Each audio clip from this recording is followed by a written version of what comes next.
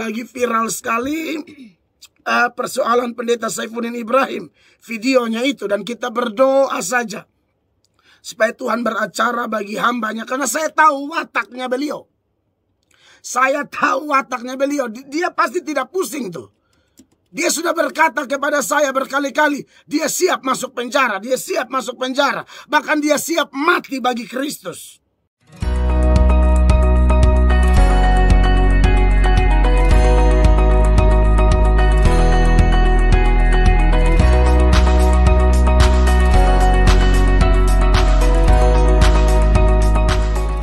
Doa ya, kita berdoa. Segala puji, segala hormat, segala kemuliaan bagi Allah yang hidup, Allah yang ajaib, Allah yang luar biasa, Allah yang tidak pernah meninggalkan perbuatan tangan-Mu. Kami mengucap syukur pada pagi yang diberkati ini. Kami sekalian diberi kesempatan lagi untuk hidup terus berkenan kepadamu. Engkau Allah yang hebat, Allah yang hidup, Allah yang tidak pernah berubah, dahulu, sekarang, sampai selama-lamanya. Tolong kami, kuasai kami, penuhi kami dengan Roh Kudus, dan ampunilah kami supaya kami betul-betul mengenal Tuhan dengan baik dan bertumbuh di dalam pengenalan yang benar akan Tuhan. Terima kasih banyak Bapa. Segala puji, segala hormat, segala kemuliaan hanya bagi Allah yang hidup. Demi nama Tuhan Yesus kami berdoa. Haleluya. Amin. Baik, saudara-saudara yang diberkati oleh Tuhan Yesus Kristus, kita masih dari Roma ya. Surat Roma pasalnya yang ke-14 ayat 7 dan 8. Nanti Kaningsi siapkan ayatnya.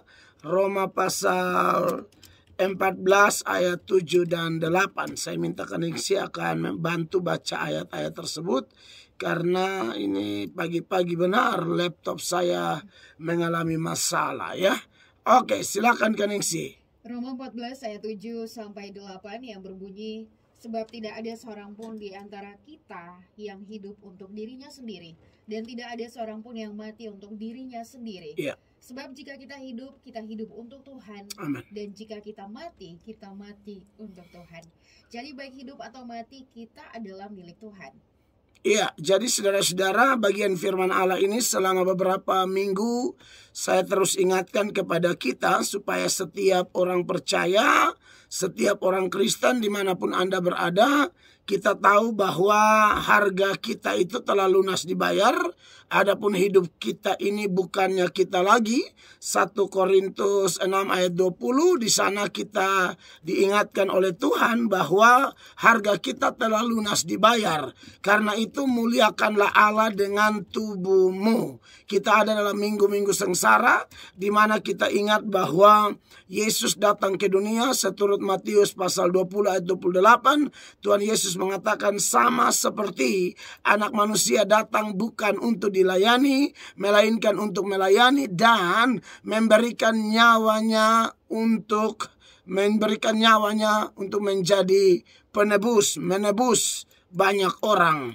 Dan kita bersyukur bahwa sebagai orang Kristen, saya dan saudara telah dibayar lunas untuk kepentingan kerajaan Tuhan. Dan banyak hal sudah saya sampaikan. Minggu lalu saya sampaikan di mana kalau orang mau hidup untuk Tuhan, maka dia tidak boleh puas untuk memuliakan Allah. Dia harus terus memuliakan Allah. Kalau ada satu hal yang dia lakukan, entah pelayanannya berupa berkhotbah, bernyanyi, memberi bantuan, atau memberi dukungan berupa dana, daya, doa kepada pekerjaan Tuhan atau gereja tertentu, atau misi pelayanan tertentu, atau persekutuan doa tertentu, maka jangan pernah puas, saudara-saudara. Sebab kalau seorang yang sudah dijamah oleh Tuhan, sudah mengalami kelahiran baru, telah menjadi ciptaan baru, dan dia betul-betul mau melayani Tuhan, dan dia menabur berkorban untuk kepentingan Tuhan, seperti yang sering saya ingatkan. Bagaimana saudara ingat di dalam Matius, maksud saya Lukas pasal 5 ayat 1-11, ketika Yesus datang di Danau Galilea atau pantai Danau Genesaret. Ya, namanya ada beberapa nama itu ya, Danau Galilea, Danau Genesaret. Kinerot, ya, itu nama-nama dari danau yang sama. Lalu di situ ada Petrus yang semalam-malaman telah berjeri lelah cari ikan tapi tidak dapat, saudara-saudara. Singkat cerita, saudara tahu bahwa akhirnya Tuhan meminjam perahu Petrus itu, lalu perahu Petrus itu dipakai oleh Tuhan Yesus menjadi mimbar, di mana Tuhan Yesus mulai memberitakan Injil di sana. Itu juga sekaligus mengingatkan kita bahwa pemberitaan Injil tidak bisa dibatasi hanya di mimbar-mimbar gereja. Ya, bahkan mimbar-mimbar gereja sekarang bisa pindah ke pasar-pasar, bisa pindah ke gang-gang, bisa pindah ke lapangan-lapangan. Karena pada waktu itu Yesus khotbahnya di mana? Di pantai, saudara-saudara. Orang lagi beraktivitas cari nafkah. Yesus datang dan perahu Petrus menjadi mimbar. Maka pengajaran firman Allah, pemberitaan firman Allah mulai berlangsung di sana, saudara-saudara. Maka mengingat hal itu, saudara-saudara, kami hamba-hamba Tuhan kebanyakan kami tidak mau mimbar hanya di gereja lagi. Pada hari Sabat atau hari-hari ibadah tertentu, okelah mimbar bisa di gereja. Tapi kadang-kadang mimbar pindah ke Facebook, kadang-kadang mimbar pindah ke YouTube, kadang-kadang mimbar pindah ke TikTok, kadang-kadang mimbar pindah ke radio Suara Kupang 96 SKFM. Karena memang waktunya sudah dekat. Semakin semangat, semakin rajin hamba-hamba Tuhan memberitakan Injil, itu sebenarnya menurut firman Allah akan mempercepat kedatangan Tuhan. Karena kita tahu, saudara-saudara yang diberkati oleh Tuhan Yesus Kristus, janji firman Allah begitu jelas bahwa ya, waktu itu sudah dekat. Tuhan sudah mau datang. Oleh karena itu kita semua harus betul-betul mengingat bahwa Tuhan sudah dekat. Dunia ini akan hancur. Maka kita yang betul-betul mempercepat kedatangannya harus hidup dengan benar. Hidup dengan takut akan Tuhan. Hidup dengan saleh, saudara-saudara. Makanya di dalam 2 Petrus, ya, dalam 2 Petrus pasalnya yang ketiga, ya, di sana banyak berita tentang kedatangan Tuhan, tapi ada orang-orang yang tidak takut akan Allah. Mereka menganggap janji tentang kedatangan Tuhan itu omong kosong. Maka Petrus bilang begini, mulai ayatnya yang ke-9, ya. Di dalam ayatnya yang ke-9 dikatakan, Tuhan tidak lalai menepati janjinya, sekalipun ada orang yang menganggapnya sebagai kelalaian. Tetapi ia sabar terhadap kamu, karena Ia menghendaki supaya apa? Jangan ada yang binasa, melainkan supaya semua orang berbalik dan bertobat. Jadi ada orang yang menganggap, loh, janji kedatangan Tuhan sudah ada, tapi Tuhan tidak datang-datang. Tuhan bohong dong. Tuhan omong kosong. Salah. Bukan Tuhan omong kosong. Dia Allah yang panjang sabar. Paulus mengatakan, gunakanlah kesabaran Tuhan itu sebagai kesempatan bagimu untuk beroleh selamat. Lalu di ayatnya yang ke-10, saudara-saudara, dari 2 Petrus ini dikatakan bahwa tetapi hari Tuhan akan tiba seperti pencuri. Pada hari itu langit akan lenyap dengan gemuruh yang dahsyat, dan unsur-unsur dunia akan hangus dalam nyala api, dan bumi dan segala yang ada di atasnya akan hilang lenyap. Jadi jika segala sesuatu ini akan hancur secara demikian, betapa suci dan salehnya kamu harus hidup. Jadi Bapak Ibu terkasih, Tuhan sudah mau datang. Tuhan sudah mau datang, dan bagi saya itu sesuatu yang luar biasa, saudara-saudara, yang diberkati oleh Tuhan Yesus Kristus. Kemarin saya mengomentari persoalan pendeta Saifuddin Ibrahim. Saya kasih tahu bahwa saya kenal hamba Tuhan itu. Saya kenal baik, sahabat, teman. Bahkan semangat beliau sebagai seorang mantan agama Islam yang masuk Kristen. Lalu kemudian dia bersaksi memberitakan Injil. Itu telah membakar semangat saya sebagai penginjil yang notabene adalah agama Kristen. Karena papa saya Katolik, mama saya Gemit. Lalu ya mereka sudah bertemu seperti itu. Memang kita tahu nikah beda agama tidak boleh. Tapi faktanya saya dari keluarga yang nikah beda agama gitu loh. Karena papa saya Katolik, mama saya Gemit. Lalu kemudian setelah saya bertobat, saya memutuskan ada di wilayah Protestan, khususnya di bawah naungan Gereja Sidang Jemaat Allah. Tapi saya tetap berusaha beroikumene, menjadi berkat bagi semua orang, bagi semua agama. Karena dalam Galatia pasal 6 itu, ayatnya yang ke-10, dia bilang selama ada kesempatan bagi kita, marilah kita berbuat baik kepada semua orang. Tetapi terutama kepada kawan-kawan kita seiman.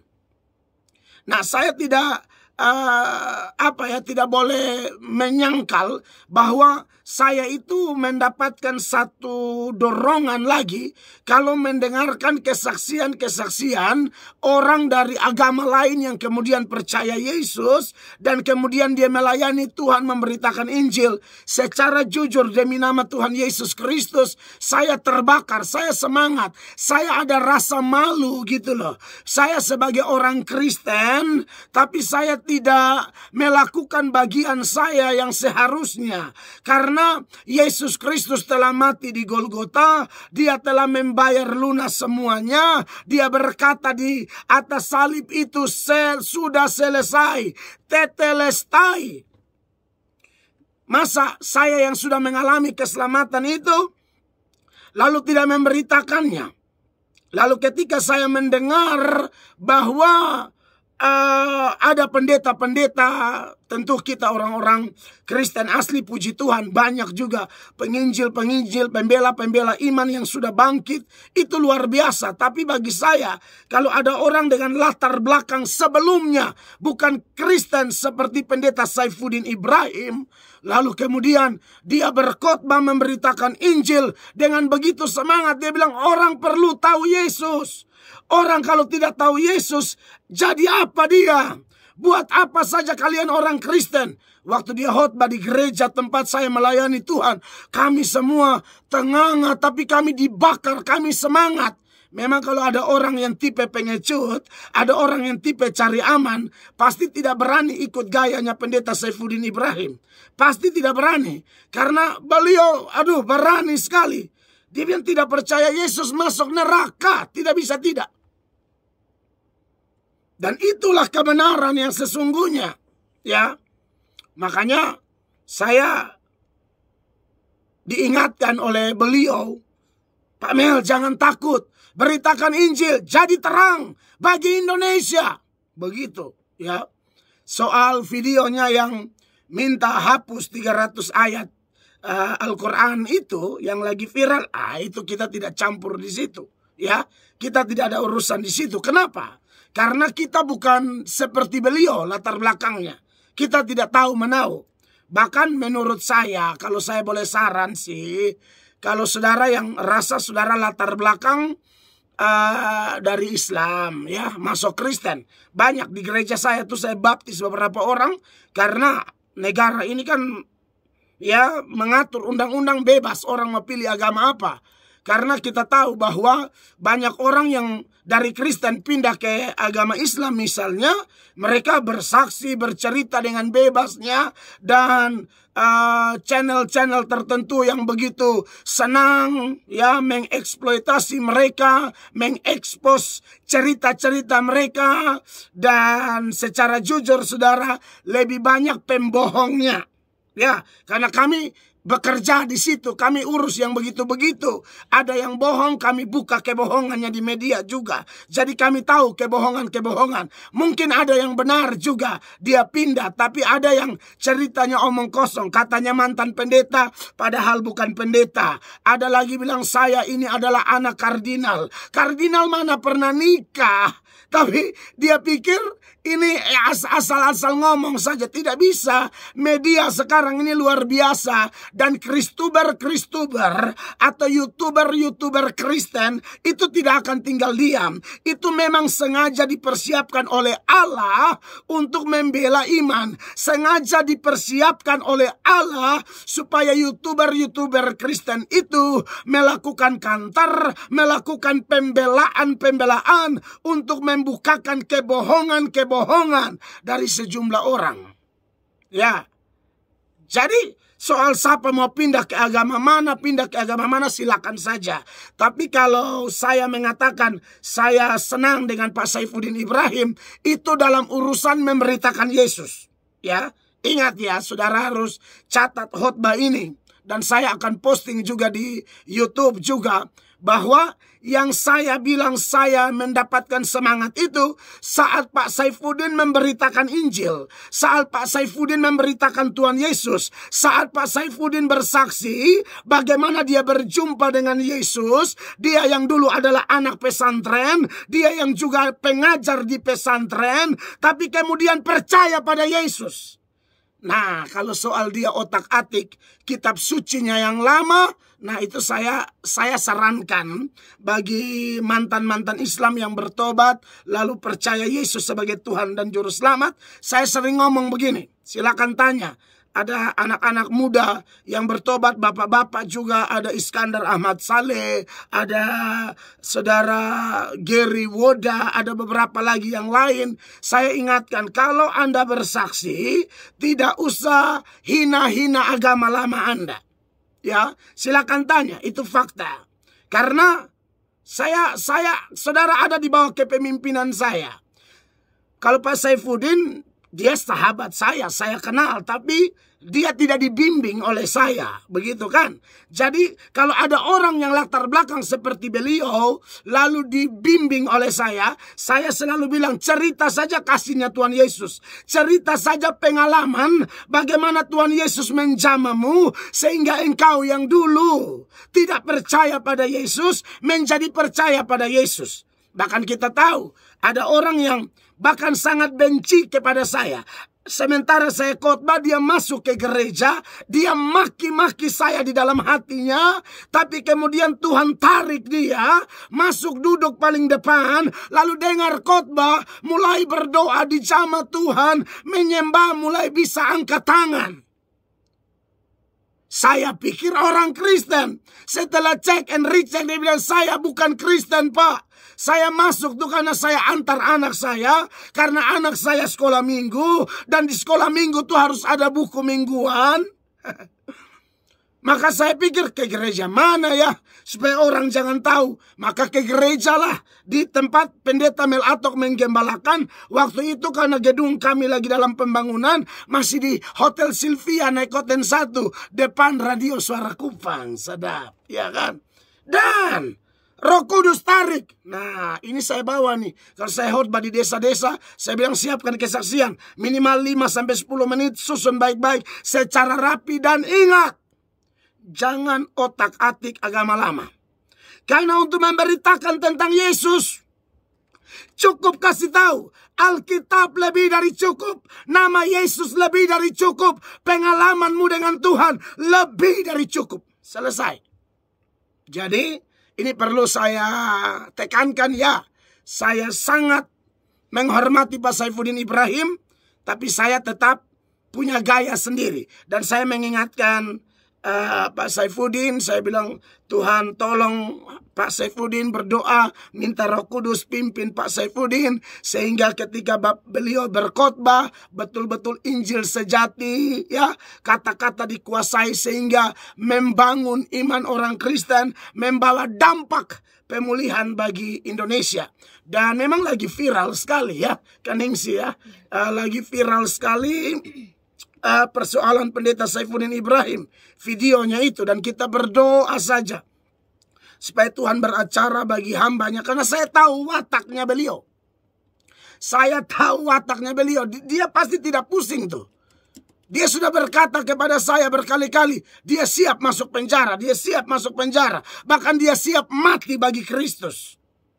Ya, jadi kita berdoa saja bagi beliau supaya kalau memang beliau diizinkan Tuhan mengalami satu dan lain hal, salib yang tidak mudah, salib yang mungkin tidak sama seperti orang Kristen lain pikul salib, kita tetap berdoa supaya beliau tetap dikendalikan Tuhan lah. Karena bagaimanapun kita tahu bahwa negara kita ini negara yang majemuk, negara yang kaya akan budaya, agama, kulturnya luar biasa. Maka dari itu, sebagai hambanya Tuhan Yesus Kristus, saya terus mengingatkan supaya semua kita tetap waspada. Beritakan Injil aja sesuai Alkitab. Selesai. Itu paling penting. Ya, bagi orang lain kita kan tetap harus berbuat baik ya. Kita harus berbuat baik seperti yang saya baca tadi di Galatia tadi ya, Galatia pasalnya yang ke-6 ya, ayatnya yang ke-10. Karena itu selama masih ada kesempatan bagi kita, marilah kita berbuat baik kepada semua orang, tetapi terutama kepada kawan-kawan kita seiman. Jadi itulah orang-orang percaya, orang-orang yang yang sudah diselamatkan oleh Tuhan Yesus. Ya, saya serukan ini supaya orang Kristen, mari kita doakan Pendeta Saifuddin Ibrahim. Karena kelihatannya, saya lihat polisi sudah usut videonya beliau. Jadi kita berdoa saja yang terbaik. Kita serahkan kepada polisi, apakah memang itu pelanggaran atau tidak. Kalau Pak Saifuddin sih merasa itu bukan pelanggaran. Karena dia hanya meminta. Ya, dia mengaku dia bukan menista dan lain sebagainya.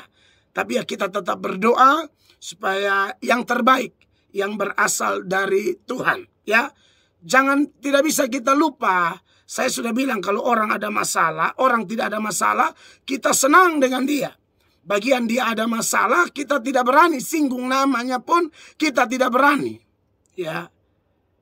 Nah, jadi kita berdoa dulu karena menurut beliau itu bukan menista sih, menurut beliau.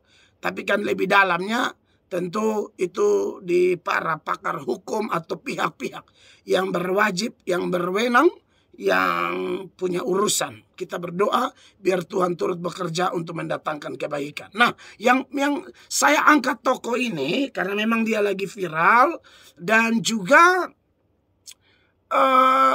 memang kita kalaupun memberitakan Injil yang benar saja tanpa otak-atik, kitab suci agama lain saja, itu sudah masalah tuh, saudara-saudara.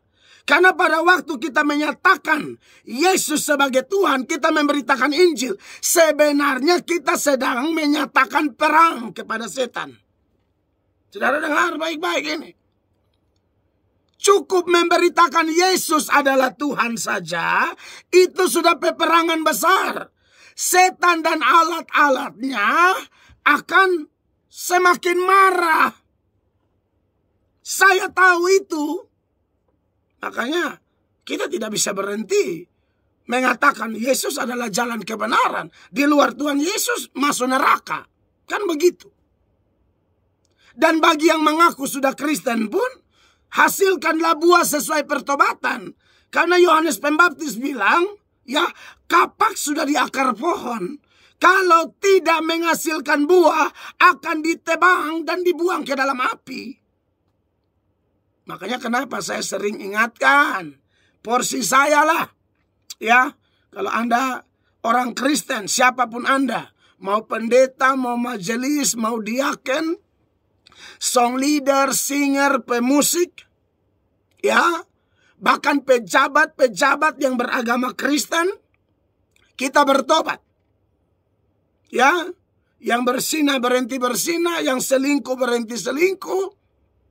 Ya, yang masih korupsi berhenti korupsi, yang masih makan uang haram, nota-nota fiktif berhenti, ya, yang main proyek masih suap-suap, bertobat. Ya, kita harus ngomong apa adanya. Saya tidak latar belakang seperti Pak Saifuddin. Saya latar belakang orang Kristen. Jadi saya ngomong di konteks saya. Dan saya tahu ngomong kayak begini saja, orang sudah tidak suka. Karena saya tahu kadang-kadang ada orang ketemu saya, kalau dulu belum corona, cium. Karena orang Kupang itu kan budaya kita kan cium. Cium, apa istilahnya cium, pokoknya cium. Kalau di Alkitab ada istilah cium kudus, kalau kami di NTT itu mungkin istilahnya cium kekeluargaan kali ya. Cium kasih sayang, cium penghargaan. Itu tuh harusnya dilakukan dengan tulus. Tapi ada orang yang cium saya, tapi di belakang-belakang dia hantam saya. Tapi dia omongnya diam-diam. Ada lagi bukan cium, puji-puji saya di depan orang. Waktu itu saya ingat di depan wali kota, salah satu wali kota, bukan wali kota yang sekarang. Wali kota yang sebelumnya. Waduh, ada sebuah ibadah, saya ada, Pak Wali Kota ada. Lalu pendeta ini khotbah puji Mel Atok, luar biasa. Saya antara percaya tidak percaya, karena saya tahu ini orang ini tidak suka saya. Kemudian saya diundang di salah satu gereja di arah Bolok sana. Lalu ternyata heboh di sana setelah saya selesai khotbah. Mereka bilang, Pak, ini ada telepon dari pendeta-pendeta senior. Mereka bilang jangan terima Bapak. Saya bilang pendeta siapa? Maka sebutlah nama Pak Pendeta. Pak Pendeta yang mana? Yang puji saya tadi. Di situ beta tahu, oh ternyata dong pun cium kasih sayang ini. Haleluya. Makanya Tuhan mungkin dengan cara memakai masker nih, supaya segala kemunafikan berupa cium-cium palsu singkirkan in the name of Jesus Christ. Haleluya. Kalau tidak mereka cium, tapi di sana mereka bilang jangan terima Mel Atok. Saya bilang waduh kacau belau dong kalau begitu ya. Hancur ini modal kayak gini nih. Tapi ini faktanya begitu. Cium dari depan, kongtoki dari belakang, orang Manado bilang. Saudara yang diberkati oleh Tuhan Yesus, saya tahu kok banyak orang tidak suka. Ya, apalagi kalau khotbah kena dosanya, dia tidak suka. Padahal ayat yang kita baca diminta mati untuk Tuhan, hidup untuk Tuhan. Kalau mau hidup untuk Tuhan, berarti harus bertobat. Jaga kekudusan, berani beritakan Injil, nyatakan kebenaran bahwa di bawah kolong langit ini tidak ada nama lain yang olehnya orang beroleh selamat kecuali dalam nama Tuhan Yesus Kristus. Harus berani omong. Saya tahu kok banyak orang Anda tidak suka saya. Anda dengar. Semakin Anda tidak suka saya, semakin setan menipu Anda. Semakin Anda tidak suka mendengarkan berita Injil, semakin setan berkuasa atasmu. Semakin engkau menolak teguran-teguran nyata daripada kasih yang tersembunyi, setan sedang berkuasa dalam dirimu. Dia tidak mau masuk neraka sendiri. Dia sedang cari kawan. Dan engkau tanpa sadar, engkau telah ditipu oleh setan.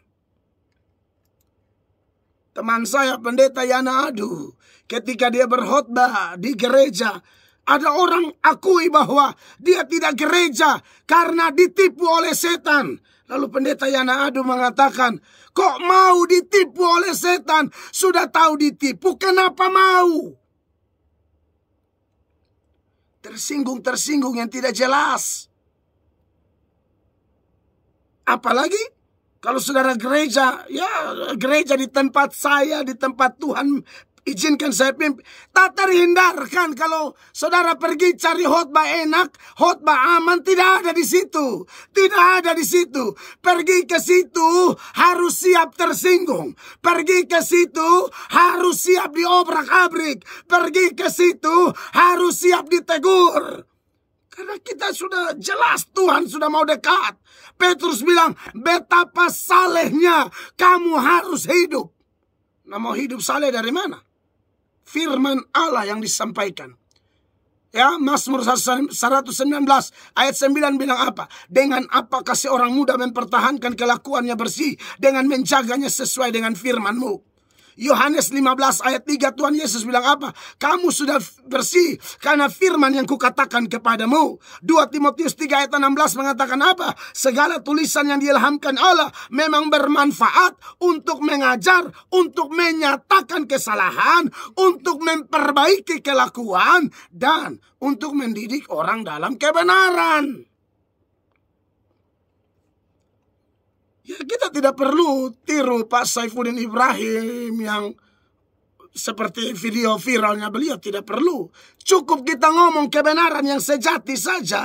Itu sudah kebenaran yang saya sebut dengan kebenaran yang mengganggu, kebenaran yang menyakiti, kebenaran yang menampar, kebenaran yang mengobrak-abrik. Sekarang Anda pilih. Lebih baik kebenaran yang menyakiti, kebenaran yang bikin tersinggung, kebenaran yang melukai, kebenaran yang mengobrak-abrik, atau dusta yang menghibur, atau dusta yang membuat Anda ketawa, dusta yang ketika dia khotbah dari mimbar, dosamu tidak dikorek sedikit pun, tidak. Anda pulang dengan masih sama. Pejina tetap pejina, perempuan piara tetap menjadi perempuan piara, laki-laki lelhanak suka pergi bermain perempuan, tetap pulang bermain perempuan, tukang tipu tetap menjadi tukang tipu, pemabuk tetap menjadi pemabuk, pemanggil arwah atau percaya orang-orang mati tetap percaya kepada kesesatan itu. Pilih yang mana? Pilihan ada pada Anda. Tapi yang saya tahu, kalau mau ikut firman Allah, mau hidup bagi Tuhan, mati untuk Tuhan, warna harus jelas. Pikiran, perkataan, perbuatan harus beda. Kiranya khotbah saya yang sederhana ini memberkati Anda. Ada sejumlah pertanyaan yang harus saya jawab. Jangan kemana-mana, setelah ini saya kembali. Terima kasih Bapak Gembala untuk firman Tuhan di hari ini.